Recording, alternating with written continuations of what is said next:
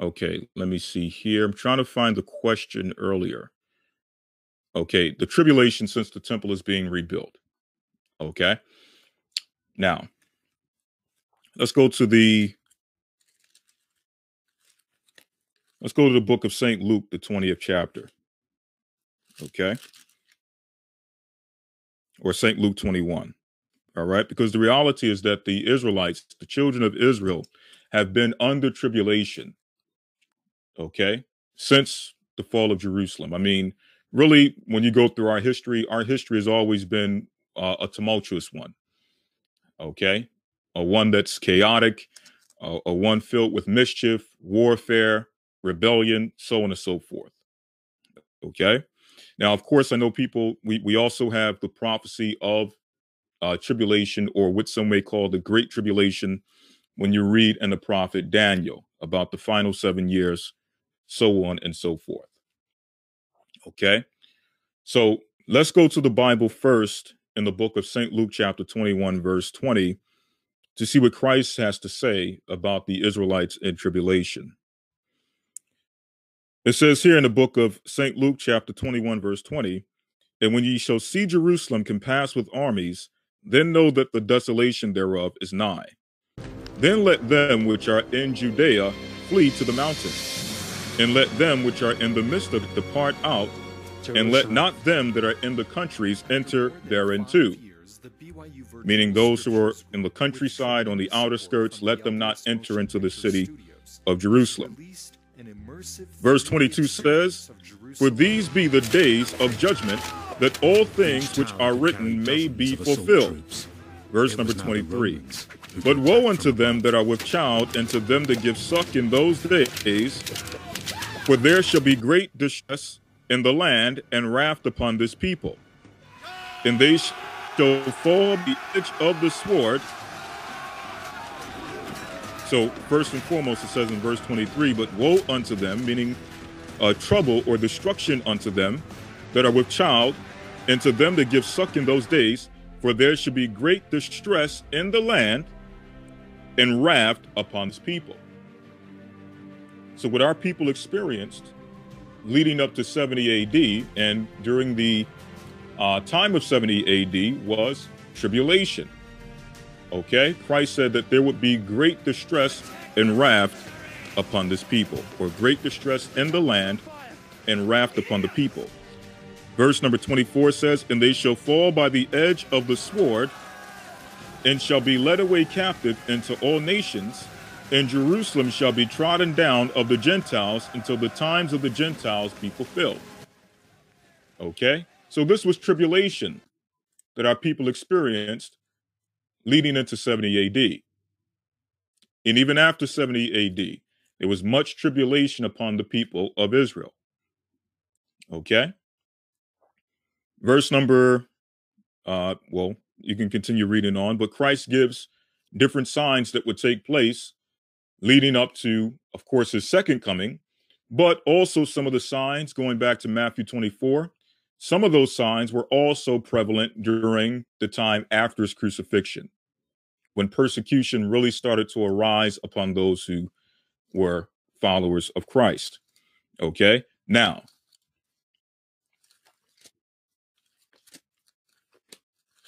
so yes, we've been in tribulation since the time of 70 AD. Okay, but the question is, will there be what some people may call a great tribulation? Okay.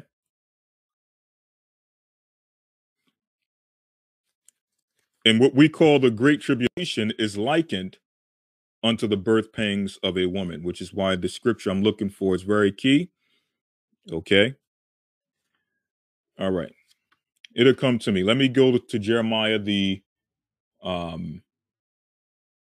in fact, it says here in the book of 2nd Ezra 16, it says, 2nd Ezra 16 and 14, behold, the plagues are sent, shall not return again until they come upon the earth. The fire is kindled and shall not be put out till it consume the foundations of the earth. Like as the arrow which is shot of a mighty archer returneth not backward, even so the plagues that shall be sent upon the earth shall not return again. Woe is me, woe is me. Who shall deliver me, or who will deliver me in those days? The beginning of sorrows and great mournings. So it is the beginning of sorrows, the beginning of tribulation, the beginning of distress, the beginning of famine and great death, the beginning of wars, and the power shall stand in fear, and the beginning of evils. What shall I do when these evils shall come? Behold, famine, plague, tribulation, and anguish are sent as scourges for amendment. Okay, so it goes into the, yes, this is what I'm looking for. 2 Ezra 16, chapter 16, verse 38. It says, as when a woman with child in the 9th month bringeth forth her son, within 2 or 3 hours of her birth, great pains compass her womb, which pains when the child cometh forth, they slack not a moment. Even so shall not the plagues be slack to come upon the earth, and the world shall mourn, and sorrow shall come upon it on every side. Okay? So yes, we had tribulation going back to 70 AD. We've been in tribulation. We've been in distress. We've been in sorrow since that time. And that sorrow will heighten as the birth pangs grow, or as the birth of our nation, if you will, comes to its fullness. All right. So the closer we come to our deliverance, the more painful the birth pangs will become, or the tribulation will become. So let's go to the book of Jeremiah 30.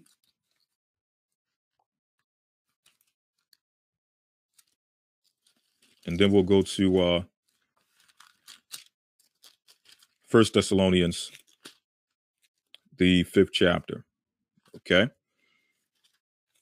Jeremiah chapter 30, verse number 1. In fact, I'll get straight to the point at verse number 4, where it says, and these are the words that the Lord spake concerning Israel and concerning Judah. So the tribulation that we're dealing with is not just the tribulation of the southern kingdom. There's also the tribulation of the northern kingdom.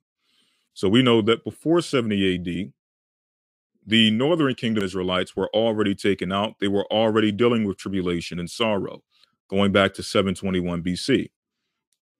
Okay? But again, that tribulation will culminate as time goes on, as time dawns toward the end. Verse number 5 says, for thus saith the Lord, we have heard a voice of trembling, of fear and not of peace. Ask ye now and see whether a man doeth travail with child.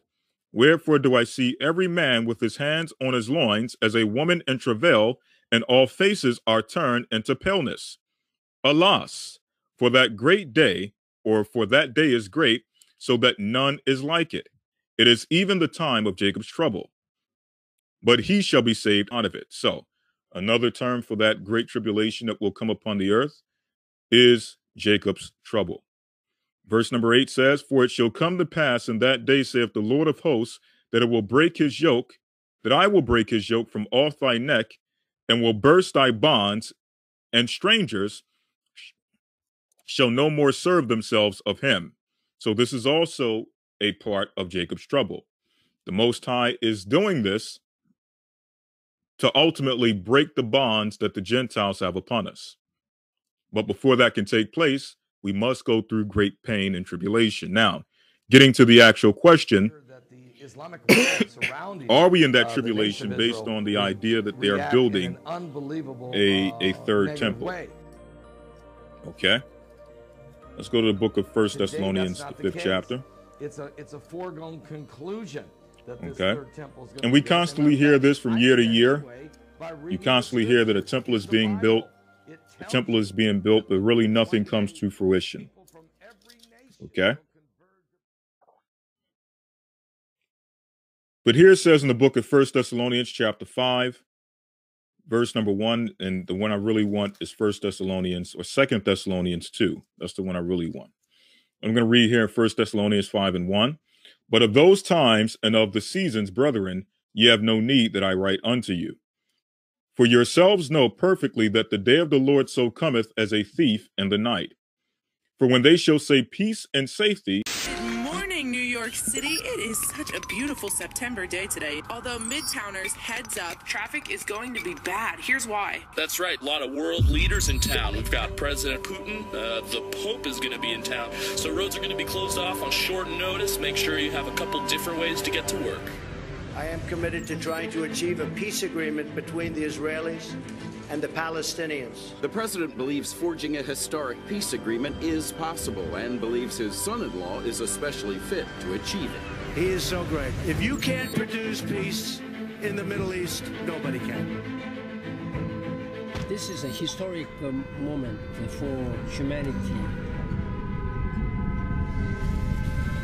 Then sudden destruction cometh upon them as travail upon a woman with child, and they shall not escape.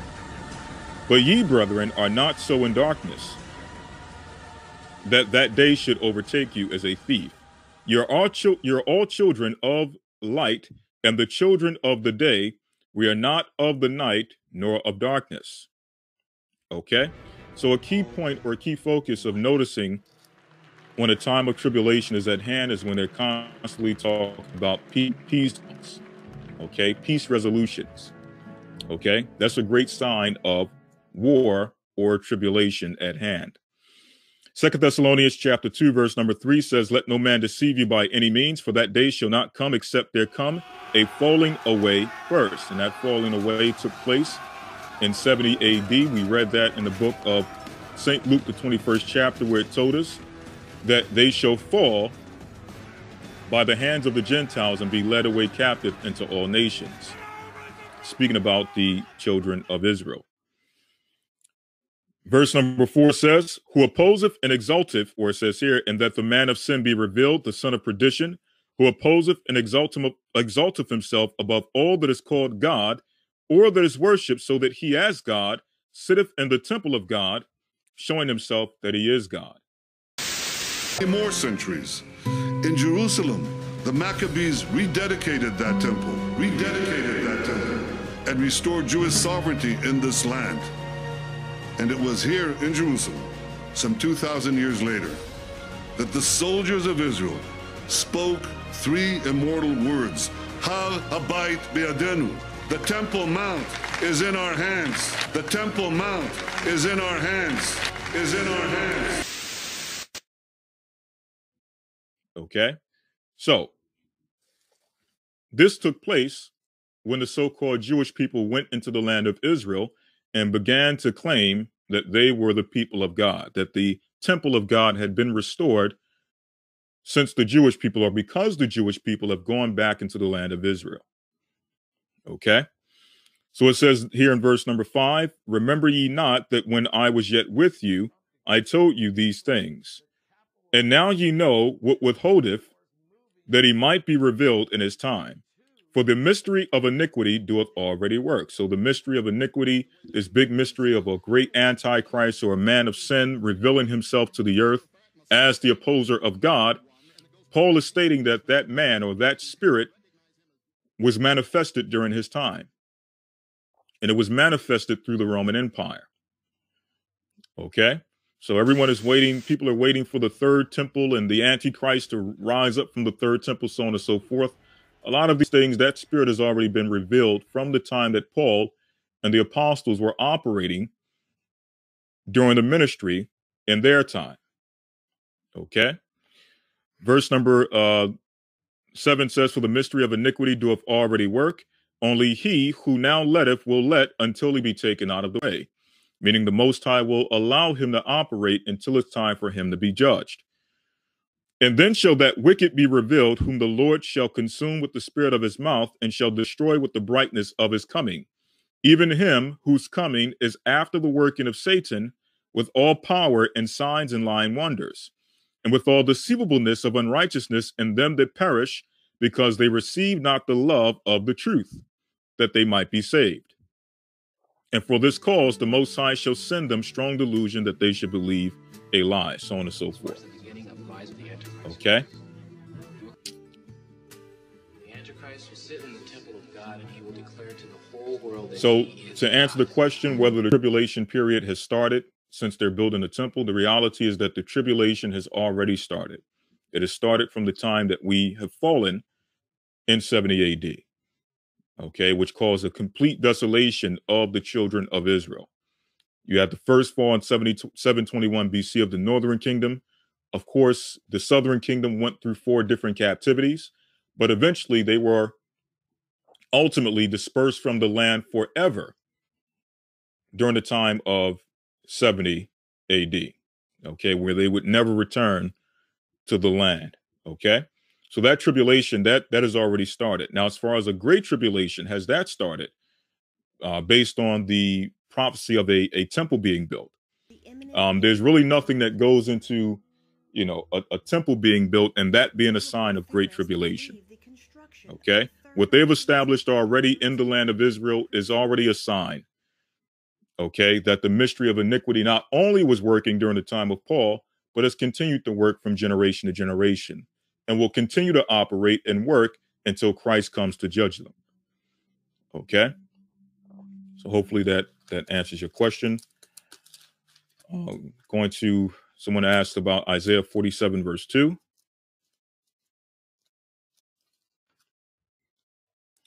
Okay, it says, take the millstones and grind mill, uncover thy locks, make bare the leg, uncover the thigh, and pass over the rivers. This is poetic language that's being used to describe the judgment of Babylon.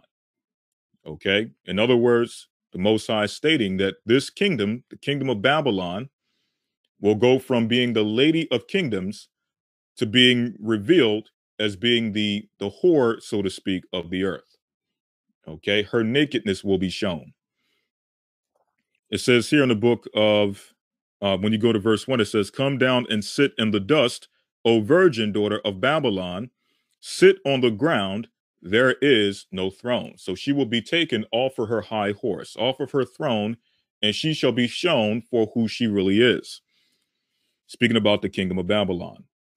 For thou shalt no more be called tender and delicate. Now, verse 3 also gives context to what verse 2 is stating, where it says, in verse number 3, thy nakedness shall be uncovered, meaning she shall be revealed.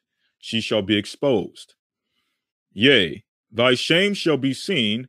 I will take vengeance, and I will not meet thee as a man, meaning the Most High is going to judge her by warfare. Okay? Going down here, another verse that reveals the understanding of verse number 2. Verse number 7 says, and thou saidest, I shall be a lady forever, so that thou didst not lay these things to thy heart, neither didst thou remember the latter end of it. So she thought that she would be the lady of kingdoms forever. She would be the sweetheart of the earth forever. But yet the Most High, again, he is uncovering her. He's revealing her true nature, which is the whore of Babylon, as is spoken of in the book of Revelation 17 as well as Revelations 18. Okay.